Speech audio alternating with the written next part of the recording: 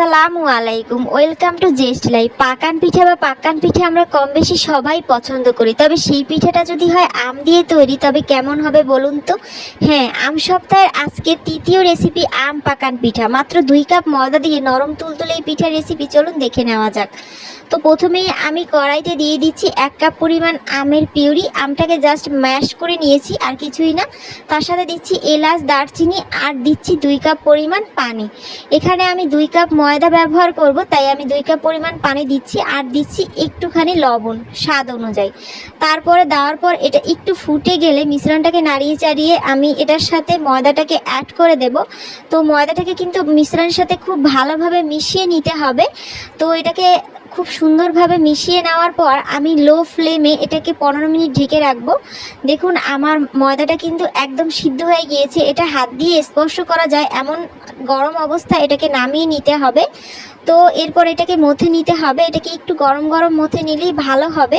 তো এটাতে আমি যে কড়াইতে সিদ্ধ করেছিলাম তাতে একটু হালকা গরম পানি করে নিয়েছিলাম, তা দিয়ে এটাকে একটু ময়ান দিয়ে দিচ্ছি। আমি এটাকে অনেকটা সময় ধরে ময়ান দেব। এই পিঠাটা ময়ানের উপরে অনেকটাই ডিপেন্ড করে এর সফটনেস।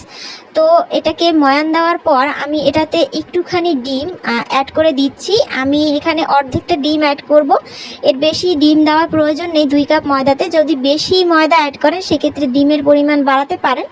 তো আমার এখানে মথে নেওয়া হয়ে গিয়েছে। এখন আমি এটাতে একটু অয়েল দিয়ে তারপরে আবার একটু কিছু সময় এটাকে ময়ান দেব। এটাকে কিন্তু একটা ইনগ্রিডিয়েন্টস অ্যাড করতে হবে আর ময়ান দিতে হবে, তাই কেউ একসাথে এগুলোকে সব অ্যাড করে তারপরে ময়ান দিবেন না, তাহলে এটার সফটনেসটা থাকবে না। তো আমার সফট একটা ডো তৈরি হয়ে গিয়েছে। এরপর আমি এটাকে দুইভাবে ডিজাইন করে দেখাবো আপনাদেরকে।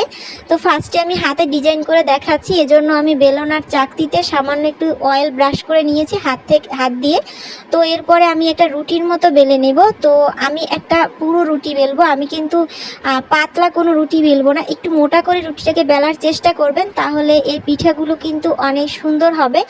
আর যদি একটু পাতলা করে আপনারা বেলেন সেক্ষেত্রে পিঠাটা কিন্তু নেতিয়ে যাবে, অনেক ভালো একটা মুসমুসে ক্রিস্পিনেস থাকবে না। তো আপনারা দেখতেই পাচ্ছেন এটা কতটা মোটা হয়েছে। তো আমি এরপরে কাঁটা চামচ দিয়ে জাস্ট ডিজাইন করে নিচ্ছি। আপনারা যে কোনোভাবে এটাকে ডিজাইন করে নিতে পারেন, এটা আপনাদের উপর ডিপেন্ড করে। আমি এটাতে অতটা এক্সপার্ট নই, তাই আমার আনাড়ি হাতে যতটা সম্ভব আমি ডিজাইন দিয়ে দিচ্ছি। আপনারা যারা এই বিষয়ে অনেক বেশি এক্সপার্ট তারা আরও সুন্দরভাবে ডিজাইনগুলো দেবেন আশা করি। তো যদি রেসিপিগুলো ভালো লাগে তাহলে অবশ্যই আমার চ্যানেলটি সাবস্ক্রাইব করবেন, পেজ থেকে দেখলে একটা ফলো দিয়ে রাখবেন, লাইক কমেন্ট শেয়ার করবেন। আর আম বিষয়ক আরও যদি কোনো মজাদার ঝটপট রেসিপি জানা থাকে আপনাদের, তাও কিন্তু কমেন্ট বক্সে জানাতে পারেন, কিংবা আপনারা যদি আমের কোনো অন্য রেসিপি দেখতে চান সেটাও কমেন্ট বক্সে অবশ্যই লিখবেন। তো আপনাদের সাথে গল্প করতে করতে আমার কিন্তু অনেকগুলো ডিজাইন দেওয়া হয়ে গিয়েছে। আমি জাস্ট এটাকে কেটে আমার যেভাবে মনে হয়েছে সেভাবেই ডিজাইন করেছি, জাস্ট চামচ দিয়ে এটাকে একটু বাঁকা করে নিচ্ছি। আপনারা আপনাদের মতো যে কোনো ডিজাইনে এটাকে তৈরি করতে পারেন, আর যদি মোল্ড থাকে তাহলে সেটা দিয়েও বানাতে পারেন। তো দেখুন আমার হাতে কেটে ডিজাইন করা কিন্তু হয়ে গিয়েছে। তো আমি এই পিঠাগুলোকে আলাদা রেখে আমি মোল্ডের সাহায্যে কিছু পিঠা আপনাদেরকে তৈরি করে দেখাচ্ছি। মোল্ডটাতে একটুখানি আমি অয়েল ব্রাশ করে নিয়েছি, আর এটাকে যে গোল তৈরি করেছি তাতে কিন্তু কোনো ক্র্যাক থাকলে চলবে না, তাহলে পিঠা ফেটে উঠতে পারে। তো আমি এইভাবেই কিন্তু পিঠাটাকে হালকা প্রেস করে তৈরি করে নেব। এটাকে অনেক জোরে প্রেস করবেন না, তাহলে এটা পাতলা হয়ে যাবে, তখন কিন্তু পিঠাটা সেই রকম আগের মতো ক্রিস্পি হবে না। এই জন্য এটাকে খুব হালকা হাতে প্রেস করে আমি তৈরি করে নিচ্ছি। আর গোলাকারটা অবশ্যই ক্র্যাক ছাড়া বানানোর চেষ্টা করবেন। তো আমার পিঠাগুলো কিন্তু অলমোস্ট তৈরি হয়ে গিয়েছে, আমি বাকিগুলো এভাবে তৈরি করে নিব। আর আপনারা দেখতে পাচ্ছেন আমার অলমোস্ট সব পিঠাই তৈরি হয়ে গিয়েছে। এরপর আমি তেল গরম করে পিঠাগুলো ভাজবো। তো আমি সামান্য একটু লবণ ছিটিয়ে নিচ্ছি, তাহলে তেলটা উপরে ছিটে উঠবে না, পিঠাগুলো ফাটবে না। এই টিপসটা কিন্তু আপনারা ফলো করতে পারেন। তো এরপর আমি সব পিঠাগুলো এখানে দিয়ে দিচ্ছি, একটার পর একটা পিঠা দিয়ে আমি একদম লো ফ্লেমে এগুলোকে ভেজে নেব উল্টে পাল্টে। এগুলোকে কিন্তু উল্টে পাল্টে লো ফ্লেমেই ভাজবেন। যদি এটাকে একদম হাই ফ্লেমে ভাজেন সেক্ষেত্রে কিন্তু পিঠাগুলো উপর থেকে ঠিকই ক্রিস্পি হবে, কিন্তু ভিতরে ভালো কুকড হবে না। তো এই জন্য একটু ভালো কুকড করার জন্য ভিতরের পিঠাগুলোকে এগুলোকে উল্টে পাল্টে ভেজে নেবেন। আর উপর থেকে যেন পুড়ে না যায় সেই বিষয়টাও খেয়াল রাখবেন। দেখুন আস্তে আস্তে কিন্তু পিঠার কালারটা চেঞ্জ হতে শুরু করেছে। আর এই পর্যায়ে আমি পিঠাগুলোকে তুলে নিচ্ছি। তেলটাকে একদম ছেঁকে পিঠাগুলোকে তুলে নেব, আর বাকি পিঠাগুলোকেও এভাবেই ভেজে নেব। একদম হালকা আঁচে এগুলোকে ভাজবেন। তো আমি ধীরে ধীরে এই সব পিঠাগুলোকে ভেজে নেব। আর আমি এই পিঠাটা কিন্তু দুইভাবে তৈরি করব।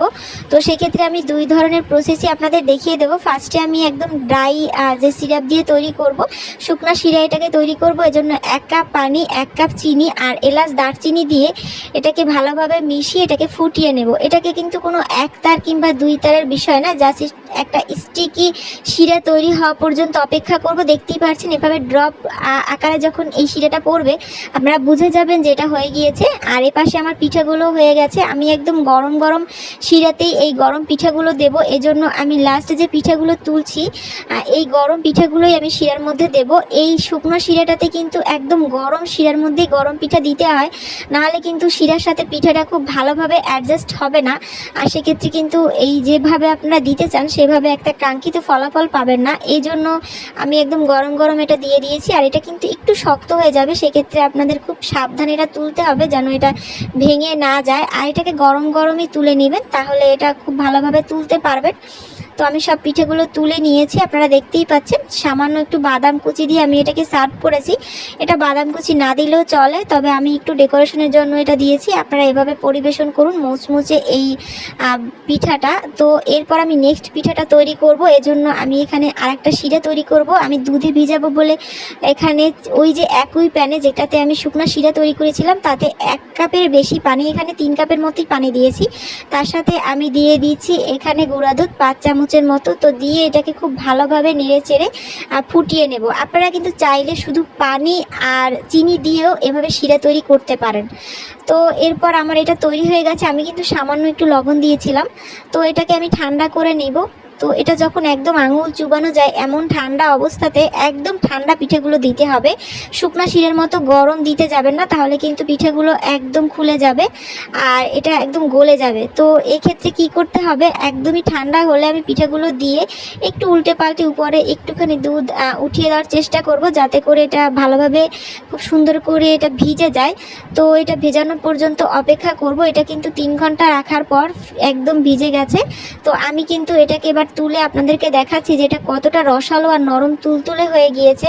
তো আপনারা কিন্তু বাড়িতে এভাবে তৈরি করে খেতে পারেন। এটা ফ্রিজে বা ঠান্ডা স্থানে রেখে দিলেই চলবে।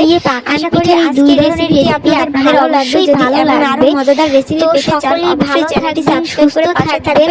আজ এই পর্যন্তই, আল্লাহ হাফেজ।